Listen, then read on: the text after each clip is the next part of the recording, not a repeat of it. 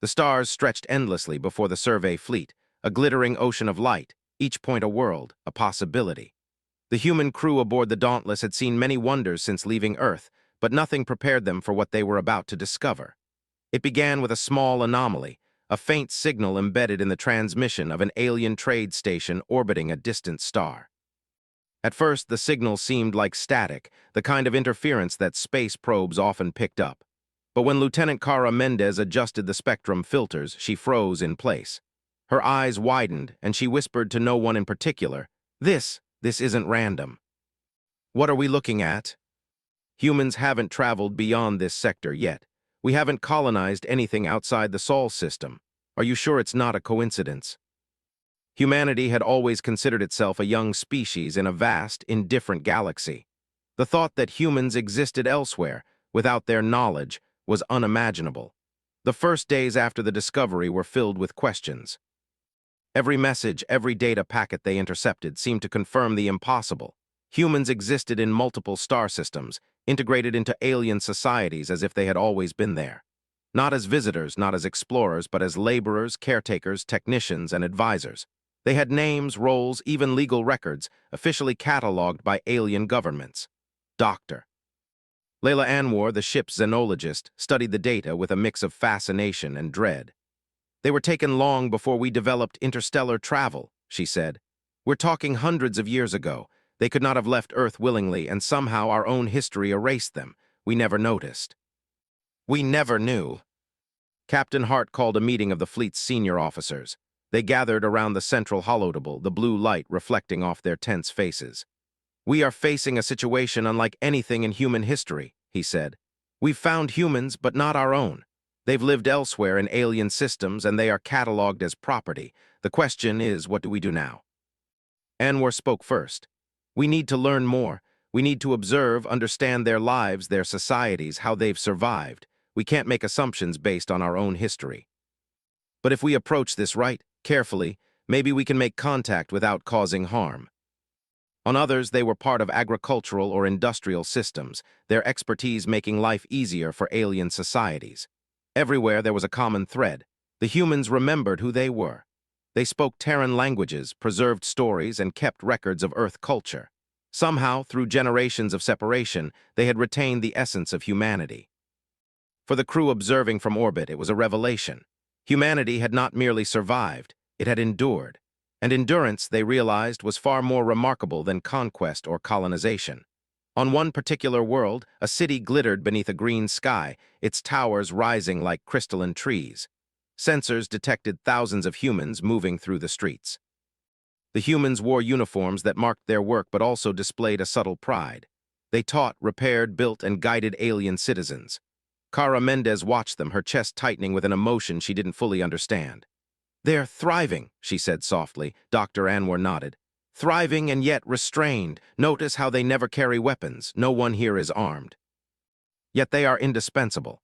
They control systems, they educate, they innovate, but they do it peacefully through knowledge and skill, not force. Messages were sent, coded in a way that human descendants could understand while remaining neutral enough not to alarm their alien overseers. At first, there was silence. Weeks passed without response. The crew worried, but they persisted, refining their approach. Then finally, a message arrived, simple and cautious. We remember Earth. We are listening. We're about to step into a world that's been shaped by human hands for generations. But we must remember, we are visitors, not saviors, not conquerors, just humans reaching out to humans. They are both familiar and alien to us. It had branches spread across the stars, grown in places humans had never imagined. And that realization carried a weight heavier than any starship. As days turned into weeks, the fleet continued to gather data. They discovered communities of humans who were artists, scientists, engineers, and leaders in subtle ways. They weren't allowed weapons, yet they influenced decisions, guided policies, and solved problems that no alien species could. The more the crew learned, the more they understood the quiet brilliance of their lost children. Humanity had survived not through force, but through intelligence, adaptability, and a steadfast commitment to remembering who they were. Captain Hart addressed the crew during a quiet moment. This is a turning point. We've discovered something that changes everything we know about ourselves. These humans, our own, have been here all along, shaping the galaxy without us. And now we have a choice. Do we reach out, make contact, learn from them? Or do we remain on the sidelines, watching as our own children live in a galaxy we never thought we'd enter? Finally, Kara spoke, her voice firm, filled with both fear and hope. We reach out, carefully, respectfully, and we learn. And whatever comes next, the galaxy will see what it truly means to be human. The stars stretched endlessly before them, but this time, humanity was not alone. Somewhere out there, their children waited, and the galaxy itself was about to witness a story it had never imagined. A story of survival, identity, and the enduring spirit of humanity. The Dauntless drifted closer to the first human settlement they had located. From orbit, the city sprawled across the plains like a mosaic of metal and glass. Soft green light shimmered through the clouds, illuminating the towers that rose like quiet sentinels. The fleet's sensors detected no military installations, no weapons caches, nothing that would suggest rebellion or conflict. Yet the humans below held power that was subtle but undeniable, the power of knowledge, cooperation, and careful influence. Lieutenant Kara Mendez leaned over her console, tracing the pathways of energy flow through the city. They control the infrastructure, she said, awe in her voice. Everything from energy grids to transportation, even environmental systems, and they do it without force. No one else could do this. The aliens rely on them entirely. The aliens can't function properly without them, because they could have been taken advantage of, or worse. But instead, they survived, adapted, and thrived on their own terms. That's a kind of power no one expects. The crew waited anxiously for any reply, fearing that sudden contact might alarm or even endanger the humans. Days passed without response. Then finally a reply came, simple, clear, and human. We know who you are. We have been waiting. Captain Hart felt a mix of pride, awe, and unease. Humanity had grown quietly, slowly, everywhere, and yet, in some strange way, they had been aware that one day their lost family might return. The fleet adjusted its approach, preparing a landing party to make contact. When the shuttle finally descended through the atmosphere, Kara could feel her heart racing. She had imagined this moment 1,000 times, but nothing could prepare her for the reality of seeing humans she could call family, even if they had lived in an alien world for generations. The landing site was a vast plaza in the heart of the city. Humans and aliens moved through the space, conducting daily business. The humans wore uniforms, each marked with symbols of their work, yet their expressions were bright, curious, and calm. They greeted aliens with ease, offering assistance, guidance, and insight, all without a hint of fear or resentment. One human approached the shuttle, a woman with dark hair streaked with silver. She was tall, graceful, and carried herself with quiet authority. Welcome, she said in clear Terran speech. We've been expecting you. My name is Selene Maris. You are family. Humanity thought it had lost you forever. Kara noticed how humans guided traffic, directed energy flow, and managed communication networks. Every system seemed balanced, smooth, almost effortless. They've created a kind of harmony, Kara whispered to Dr. Anwar. Everything works because they are here. Without them, nothing would function properly. And it's stable because it is trusted, not enforced. These humans built their own authority quietly through skill and cooperation. They didn't dominate, they improved the world around them. Inside, humans worked at stations filled with holographic displays, modeling systems, analyzing data, and coordinating networks. Kara felt a sense of reverence, as though she had entered a place of immense power and intelligence. These are our children, Selene said quietly. They have learned, they have grown, and they have preserved what makes us human. They are teachers, builders, caretakers. And they are the reason these worlds thrive. Our ancestors were taken before we could fight, but they taught us to remember who we were, to adapt, to learn, to endure. And we did. We did not become anyone else. We became the best version of humanity we could be, even here. Humanity had survived, and in that survival it had grown beyond what anyone had imagined. The meeting continued for hours. The dauntless crew learned about daily life, about the systems humans had perfected, and about the subtle ways they guided alien societies without overstepping. They learned about education programs, health initiatives, and infrastructure projects that made entire planets operate more efficiently. Every achievement was accomplished without weapons, without coercion, without revenge. These humans, Dr. Anwar whispered to Kara, They are living proof that humanity's power isn't in armies or battles. It's in persistence, in intelligence, in ethics, in cooperation. They survived by being human, nothing more, nothing less. Not just for Earth to find us, but for the galaxy to recognize that humans are different. We don't dominate, we endure. We guide, we teach, we create. And now, perhaps, we can share what we have learned. It has been scattered, yes, but it has grown, it has survived, and it has influenced the galaxy in ways we could never imagine. We thought we were small, young, and fragile, but we were wrong. Humanity's children prove we are resilient, creative, and capable of shaping the future, without even trying to fight. Every encounter revealed more about the ingenuity and strength of humanity in exile. One evening, Kara walked along a terrace with Selene. "How did you survive all this time?" she asked.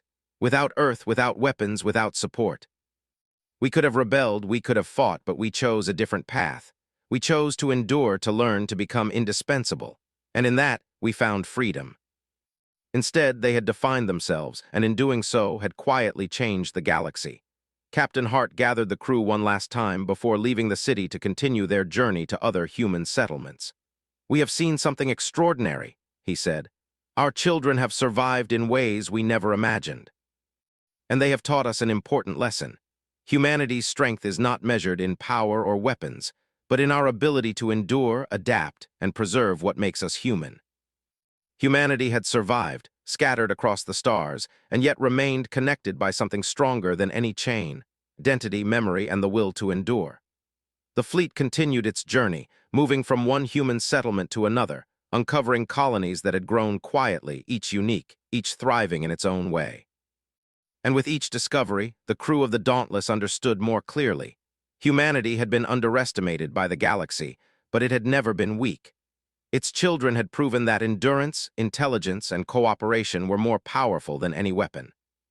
For the first time, humanity beyond Earth felt a connection, a sense of family that spanned light years, a quiet but undeniable presence in the galaxy. And the crew knew that the story they had discovered was just the beginning. Humanity's true journey was only starting. The Dauntless moved quietly through the stars, leaving the first human settlement behind. The crew's minds were filled with questions and awe. Each new system they approached seemed to carry a fragment of human ingenuity, evidence of lives lived far from Earth but still undeniably human. Captain Elia's heart leaned over the navigation console, studying the next coordinates on the map. "Our sensors indicate another cluster of human colonies," he said. "This one is larger, older, and appears to have greater influence across its region. They have learned much from the galaxy, but they are still human. Their priorities may differ from ours." The signs of human influence were clear. Transportation grids, energy management, and communication systems all reflected advanced planning and efficiency. As the Dauntless entered orbit around the central planet, the crew noticed something extraordinary. Despite the complexity of the settlements, there were no signs of military presence. No weapons, no walls, no fortifications. Yet the system functioned flawlessly, and the aliens living there moved with ease and respect. Captain Hart studied the readings carefully. "They don't need weapons," he murmured. "Everything is built on cooperation and skill. The humans themselves are the glue that holds this system together." The moment the landing gear touched the ground, they were greeted by humans who had lived entirely apart from Earth. Yet the resemblance was unmistakable. Their eyes, expressions, and mannerisms reflected a shared heritage. One of the humans stepped forward, a man with dark hair and a calm, measured voice. "Welcome," he said. "I am Terran Solis. We have been expecting your arrival. You are our family from the stars. We worked with the galaxy, not against it, and in that work we survived and thrived. Every task was performed without force, yet the system ran perfectly. They have built a quiet empire," Kara whispered to Dr. Anwar. "An empire of knowledge, influence, and cooperation, and no one even notices it. Every system, every process depends on them. The galaxy relies on their skill." "These humans," she said softly, "they're running entire worlds without anyone even realizing it. They've taken what was meant to control them and turned it into strength. We were given responsibility and we made it our own. We became essential. We became teachers, builders, and guides, and in doing so we gained a quiet freedom that no one could take from us. And now the galaxy relies on them." The humans were influential, but their authority was built on competence and trust, not fear. One evening, Kara walked along a terrace overlooking the city with Terran. "How did you survive all this time?" she asked. "Without Earth, without weapons, without support." "We survived by remembering who we were," he said. "We learned the ways of the galaxy, but we never lost ourselves. We worked together, adapted, and preserved our culture. We did not seek revenge. We did not fight with weapons. We built, we guided, we endured, and in doing so we survived and grew stronger." Humanity's children had not been powerless. They had been clever, patient, and unyielding in their determination to survive. They had turned circumstance into opportunity, and in doing so they had quietly changed the galaxy. Dr. Anwar joined them, her eyes reflecting the golden light. "They have created something the galaxy has never seen before. A network of humans who are essential without being dominant. They are indispensable without being rulers. They survived not by fighting, but by being remarkable in ways others could not ignore. Our children are everywhere, guiding civilizations without anyone noticing. And now we are here reconnecting with them. The galaxy is about to witness something it has never seen. Humans reclaiming their place, not through force, but through excellence, ethics, and endurance." They discovered educational systems that combined human knowledge with alien innovation, healthcare networks that spanned entire planets, and infrastructure projects that made cities sustainable and efficient. Every human they met was a teacher, a guide, or an innovator, working quietly to maintain balance and harmony. One day, Terran led the crew to a high tower overlooking a bustling marketplace. Humans and aliens moved through the space, trading, teaching, and learning from each other. Kara noticed how every interaction was respectful, productive, and purposeful. "These humans," she whispered, "they've created an empire of harmony. They don't dominate, they elevate everyone around them. And the galaxy relies on them for it. They weren't taken, they weren't broken. They were educated, nurtured, and they endured. And now the galaxy cannot function without them. That is power beyond any weapon. Humanity's children have created something far greater than we could imagine. Not through conquest, not through force, but through knowledge, collaboration, and endurance." And now humanity was being given a chance to reconnect, to learn, and to witness the quiet, enduring strength of its scattered descendants. The stars stretched endlessly before them, but this time the crew of the Dauntless felt something different. They were not alone. Humanity had spread across the galaxy, and it had thrived. The quiet empire of knowledge and cooperation that the humans had built would change the course of history, not through war, but through endurance, wisdom, and the unwavering spirit of a species that refused to be forgotten. The journey continued, and with each light year, the crew realized that the story of humanity's children was far from over. The galaxy had underestimated them, but soon it would witness the true strength of human resilience, patience, and intelligence. And when that day came, it would understand what it truly meant to endure and to be human. The fleet of the Dauntless left Terran Solis, settlement with minds and hearts full of wonder. Humanity's children had endured, adapted, and thrived across countless worlds. They had built civilizations that relied on them without weapons, without coercion, without domination. And now, Captain Hart and his crew understood a truth that had never before occurred to humanity. Influence was far stronger than force. The next systems they approached revealed more scattered colonies of humans. Each one had its own character, shaped by the worlds they inhabited and the alien societies around them. Some lived among technologically advanced civilizations, managing energy grids and communication networks. Others worked alongside agricultural worlds, guiding farming techniques and resource management. Everywhere, the humans maintained their identity, language, and culture. They had endured without losing themselves. Yet as they observed, a new realization emerged. The galaxy had grown dependent on them. The humans' labor, knowledge, and skill were deeply embedded in every system. Energy grids would fail without their guidance. Trade networks would collapse without their oversight. Education, healthcare, transportation, everything functioned because humans chose to make it so. And now, for the first time, the humans had returned to contact their distant family, their Earth-born kin. Captain Hart gathered the crew in the ship's observation deck. "We've seen it," he said, voice low with awe. "Everywhere we go, humans are indispensable. Not because anyone forced them to be, but because they made themselves necessary. And now, we have the opportunity to see what happens when humans choose to act as one. But we must proceed carefully." These humans have survived for centuries, quietly guiding the galaxy. The question is, what happens if they decide their consent is no longer given? What if they stop cooperating? No one has noticed how much they depend on humans. But if the humans act together, even in small ways, they could reshape the galaxy without firing a single weapon. The humans were aware of the fleet but had lived apart from Earth for generations. They were curious, yes, but wary. Their society had thrived through patience, cooperation, and endurance, not impulsive actions. Weeks later, a council of human representatives convened aboard the Dauntless. Selene Maris, Terran Solis, and others filled the chamber, their faces calm but determined. Captain Hart addressed them. "You have lived apart from Earth for generations," he began. "The galaxy has grown used to your skill, your knowledge, and your cooperation. What we have seen is extraordinary. But I believe the galaxy does not understand its reliance on you. You are indispensable. That is why we worked, taught, and guided. We could have rebelled, demanded freedom, or sought revenge. But we chose patience, endurance, and wisdom. And now, perhaps, it is time for the galaxy to recognize us not as laborers, but as humans. The galaxy depends on us in ways it does not see, and yet it does not know us. It treats us as invisible, as property, as tools. That ends now. And for the first time, humanity is in a position to reclaim its place peacefully but decisively.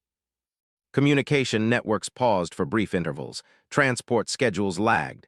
Merchants noticed deliveries were delayed. At first, these were dismissed as technical glitches. But as days passed, the impact grew. Entire systems began to falter. Trade slowed. Projects stalled. And everywhere, the galaxy realized, too late, that it could not function without humans' participation. In a council chamber on a distant planet, alien leaders convened. "Why are our systems failing?" one demanded. "Why are our ships delayed, our energy grids disrupted?" "We are here and we will continue our work, but only as willing participants, not enslaved labor." And now the galaxy understood their true power. Captain Hart observed it all, silently marveling. They didn't fight. They didn't destroy. They reminded the galaxy that power isn't just in force. Power is in skill, knowledge, and the will to act, and they have it in abundance. They chose wisdom instead. "You will see us as we are, and you will respect our choice." Over the next weeks, the humans gradually restored systems, but only under new terms. They were recognized as citizens, as essential participants, not property. Contracts were rewritten. Responsibilities were acknowledged. The galaxy, once unaware, had to adjust to the presence of fully autonomous humans who chose how and when to contribute. Kara walked along a terrace with Selene one evening. The city beneath them glowed with life, humans and aliens moving together in harmony. "You didn't fight," she said softly. "You just stopped cooperating until the galaxy saw the truth. Influence is power. Choice is power. We never needed weapons to assert our place. And for the first time, the galaxy knows it." The Dauntless continued its journey to the next human settlement, documenting every system and every interaction. Each time, the same pattern repeated. Humans living quietly, guiding, teaching, building, and influencing entire worlds. And each time, the galaxy learned that its dependence on humanity was far greater than it had ever imagined. Selene addressed the council one final time before departing. "We do not seek dominance. We do not seek war. We seek recognition, freedom, and the ability to live as humans fully wherever we are. And now the galaxy has witnessed it. Our story is no longer hidden. Our place in the stars is no longer ignored. And in this recognition, we are finally free, not through violence but through choice." For the crew of the Dauntless, it was a moment of profound realization. Humanity's power had never been in weapons, fleets, or conquest. It had been in endurance, intelligence, and cooperation. And as they moved toward the next settlement, they knew the galaxy would never be the same again. The fleet moved slowly through the star-strewn void, carrying the crew of the Dauntless toward the final cluster of human settlements. Every light year that passed seemed heavier with anticipation. Humanity had already begun to reshape the galaxy, not through force, not through conquest, but through wisdom, cooperation, and endurance. And now, at last, the final step awaited, the full recognition of humanity's children and the acknowledgement of their place among the stars. Lieutenant Kara Mendez sat at the observation deck, her eyes tracing the path of distant suns. "Do you think the galaxy will understand?" she asked quietly. "After all we've seen, all we've learned, will they finally recognize the truth? That is something no one can ignore." They preserved themselves, they guided, and now the galaxy must learn to respect them. Alien citizens worked alongside them with ease, their lives organized and enriched by human knowledge. The systems were complex but calm. No conflict, no chaos, just life functioning smoothly, a testament to the quiet power of endurance. A shuttle descended to the surface, carrying the landing party. They were greeted by a group of humans waiting at the edge of a city square. Selene Maris, Terran Solis, and others stepped forward. Their expressions were calm, confident, and warm. "Welcome," Selene said. "We have been expecting you, and now the galaxy will see us as we truly are. We do not seek revenge. We do not seek dominance. We only ask for what is right, recognition, respect, and the freedom to live fully as humans wherever we are. The galaxy has relied on us for generations. Now it must acknowledge that reliance and respect it." Schools, hospitals, energy grids, and transportation systems all moved efficiently and harmoniously. Humans guided, taught, and facilitated, yet never imposed. Their authority was earned through competence, not force. Kara turned to Dr. Anwar. "It's incredible. They could have demanded anything, forced anyone to obey them, yet they never did. They only worked, endured, and proved themselves indispensable. Humanity shows that influence, knowledge, and cooperation are far stronger. Every task, every project, every decision depended on the humans, but they moved with care, with precision, with responsibility." Captain Hart addressed the council. "You have survived exile. You have thrived without support from Earth. You have guided civilizations across the stars. And now, the galaxy recognizes that it has relied on you far more than it realized. What you have accomplished is extraordinary. Our story is no longer hidden. We have endured, and now the universe must bear witness." Alien societies had assumed humanity was a tool, a resource, a labor force. But now they understood the truth. Humans were living, thinking, choosing beings whose skills and knowledge were the foundation of civilization itself. In one council chamber, an alien official leaned forward, frustration on his face. "We underestimated them," he admitted. "We assumed they were insignificant, weak, and replaceable, but everything fails without them. They are indispensable, and yet they have never demanded obedience. They have only chosen their own path. And we do this not with force, but with endurance, wisdom, and choice. The galaxy has relied on us. Now it must respect us." Responsibilities were acknowledged. For the first time, humans could choose where and how to contribute without being taken for granted. Kara watched the city below, feeling a deep sense of awe. "They've rewritten the rules of power," she said softly. "No weapons, no armies, just endurance, cooperation, and choice, and the galaxy had no choice but to recognize them. They have proven that true strength is patience, intelligence, and moral courage. The galaxy has underestimated humans for too long. Now it sees what we always knew. Humanity endures, survives, and thrives in ways that cannot be ignored. Humanity has claimed its rightful place among the stars, not through war, but through perseverance, wisdom, and the ability to endure. The galaxy has witnessed the true power of humans, and it will never be the same again. We have endured, adapted, and guided civilizations across the stars. Now our story is known. Our children are free, and humanity's place in the galaxy is secure, not through force, but through endurance, choice, and the preservation of what makes us human." Humans and aliens alike moved through the streets, not with weapons raised or flags waved, but with smiles, recognition, and the calm satisfaction of a long-held truth finally acknowledged. Humanity's children had survived exile, adapted, and endured. They had preserved culture, knowledge, and ethics. And now, the galaxy had no choice but to recognize their contributions. Kara stood with Selene, watching the city glow in the evening light. "You didn't fight," she said. "You just waited, endured, and now the galaxy sees you. And we have all three." The Dauntless prepared to leave the system, continuing its mission to document humanity's scattered settlements and the ways they had shaped the galaxy. But the story had changed. Humanity had reclaimed its children. Humanity had shown the galaxy the meaning of endurance, cooperation, and the quiet strength of choice. As the stars stretched endlessly before the fleet, Captain Hart knew that humanity would never again be underestimated. Its children had survived, thrived, and reclaimed their place among the stars. The galaxy had witnessed their story, and in that witness, humanity had changed everything. The fleet moved onward, carrying the knowledge that humanity's power had never been in weapons, fleets, or conquest. It had been in endurance, intelligence, and cooperation. And as the humans of Earth reconnected with their scattered children, the galaxy learned a truth it would never forget. Humans endure, humans adapt, and humans survive, not through force, but through the quiet, unstoppable strength of being human. And in that, the universe itself changed forever.